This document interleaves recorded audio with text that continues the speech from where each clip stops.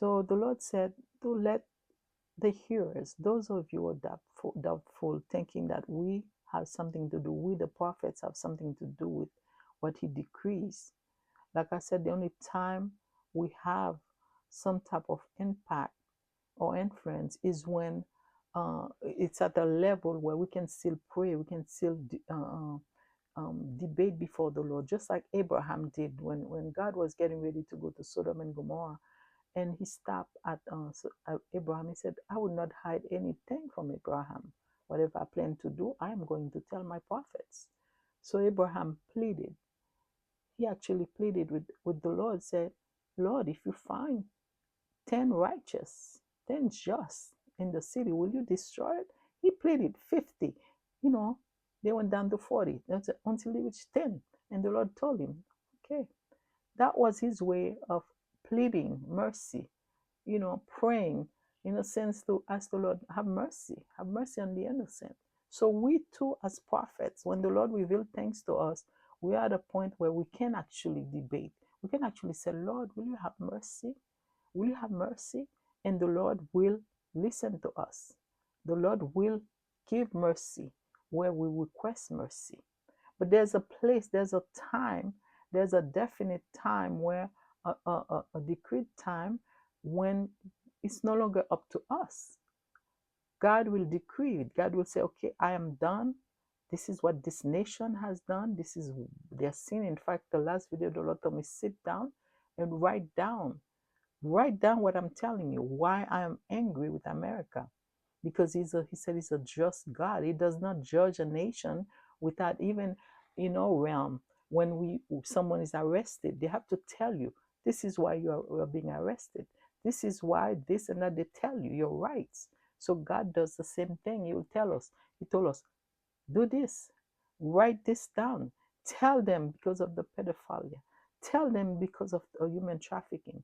Tell them because of the abuse of human rights. Tell them because of the abominable action they are taking, the perversion. This is why I'm coming against this nation. This is what the Lord said. He had me to write it down and speak it. And what I did not know, although I had read Jeremiah for so many times, I never really paid attention to that.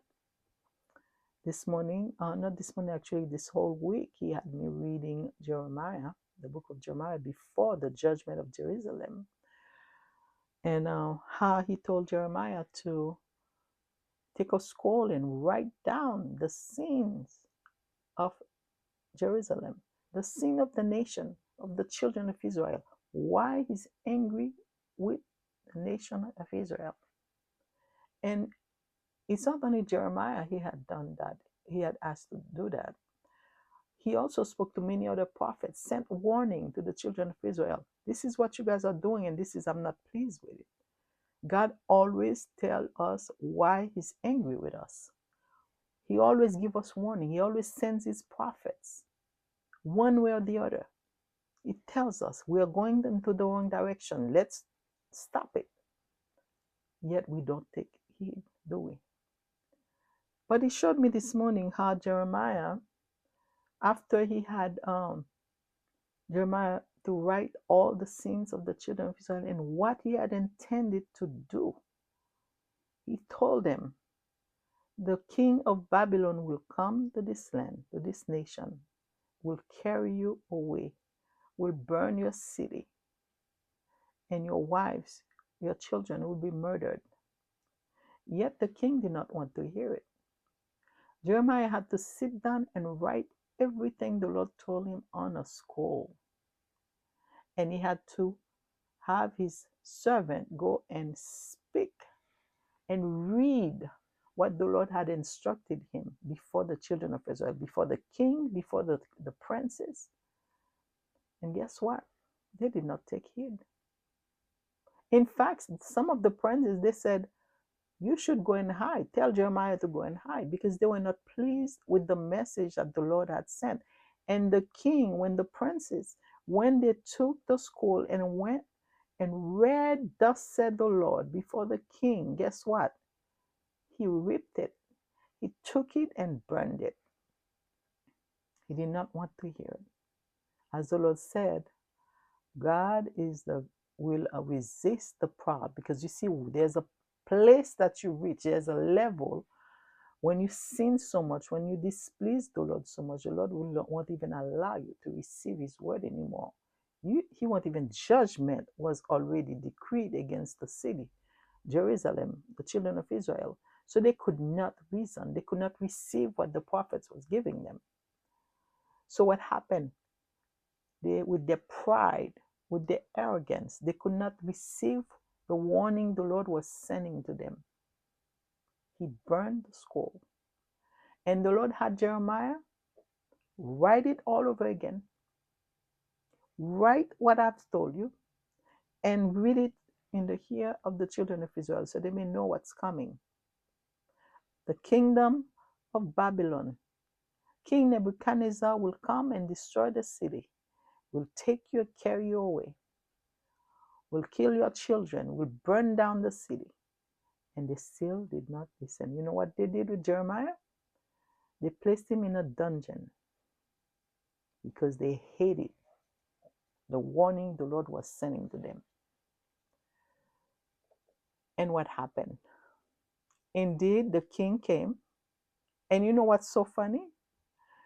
When the Lord pointed out there's a time when King Hezekiah himself, he asked Jeremiah, has the Lord said anything? He asked. He knows. He knew Jeremiah was a true prophet. And Jeremiah, even when his life was threatened, he had to speak, thus said the Lord. He said, the Lord said, the king Nebuchadnezzar will come, will take over the city, will carry you away, burn the city, will kill your children. And this is exactly what happened. When the king came, the Babylonian came, they took over the city. They carried the king. They pierced his eyes. They killed all his children in front of him first so he can witness. And they chained him and they burned down the city, as the Lord had been predicted. Thus said the Lord, Jeremiah would say. Yet they did not take heed. Well, 2021, the Lord told me to pray for America. 2022, 2023, the Lord began to reveal what was going to happen. The things that we see is happening. Now the Lord is saying, there will be grave days ahead. Things are not going to get better, people. In fact, the other morning, the dream I had really left me heartbroken. I thought I was at my daughter's, but it was not my daughter's, because I heard little children crying. They were just crying, constant crying. And I got up thinking I was at my daughter's house, and to realize the Lord was actually allowing me to see inside of different homes, different household. And I saw the mothers sitting like as if they were just tormented. They didn't know what to do. And the little child is crying on this one. Then the Lord took me to another household. I see a little toddler sitting crying. And I began to hear the constant crying. They were just crying. And I said, Lord, why are they crying? Why those kids are just crying? The moms are just sitting there. And the Lord began to make me feel their pain, their hunger. I felt every one of them, how hungry the little children were. And I said, oh my God. I said, Lord, they're hungry. And I began to tell the moms, the kids are hungry. The children are hungry. We need to feed them. So I began to open the cabinets, and all the cabinets were just empty. And I opened the refrigerator, they were all empty. In one of the household, I opened a cabinet and I found a little bag of cornmeal, just a little handful. And I had so much hope. I said, oh, we can make something out of this. We can make this. We can make a little meal for him. Because he was a little toddler crying. And then when I went on the stove, tried to turn on the stove could not turn on. There was no electricity. Then I woke up. I woke up in tears and hearing the children crying. And the Lord began to speak to me and tell me, this is what's coming. There will be those who will suffer much. The children will suffer. The life that we once knew, the lifestyle that we once knew in America will no longer be. The Lord did not tell me for how long this will be. But it was heartbreaking. I also saw, for some reason, I saw it was my city though, where I live. I saw I was driving, and as I reached a corner, and I saw a sinkhole so deep, it's as if a car were to fall, it was so wide. If a car was to fall in there, no one would be able to retrieve it. That's how deep it was. And I realized it was, my God. But by the time I said anything else, I woke up. I realized it was just a dream the Lord was giving me. So this is telling me this is something we have to look into. We have to pray for. I did see it was my city, the city I live in a particular spot. I even saw it. And so, people, this is what I'm saying. This is the message the Lord sent me to tell you, that the America that we once knew will no longer be. It will appear to be okay, because there will be those who are part of a particular belief, they will gain some authority, some wealth, of course. They will be well cared for through corruption. But we, the African American people, unfortunately, it will not be so for us. So I have to say also the dream which I had, the vision that I had about the children crying. I did not see a white family. The Lord did not allow me. So I don't know why, but the Lord did not show me that. I saw the little children. They were all, African American children. Life is not going to be the way you assume, the way you once knew. There will be time in America when we'll look back, we'll say, this is how it used to be. The Lord showed me how there will be a time that we'll not be able to trust anyone, no neighbors. You will not be able to trust anyone. Hardship are coming. It's already here. And this is all the hand of the Lord. The Lord is telling many of you to leave the country. And there's a reason for that. Please take heed. If He gives you a way out, the finance, do so. Because He's trying to save you. Okay? The inflation will continue. The job loss will continue. And there are many, even law firms, who think they will be well secured. It will not be so. Things are going to shake. This administration will shake every level of civilization in America. Everything we once knew will be transformed. It will not be for the best. But God, in His grace, His mercy, He always has a way out for His children. So if He's giving you instruction, if He's prompting, placing in your heart to leave, do so. If He's telling you to plant, He actually told me before I started, He told me, tell you guys, even if you live in a building, in an apartment, go to Sam's. They have those 5 gallons bucket. Plant some potato. Get some instruction to YouTube. Potatoes, sweet potatoes, regular potatoes, those are things that you can plant wherever it is. You can plant them, and that will be a source of survival. Get some bricks for now. Place them somewhere outside.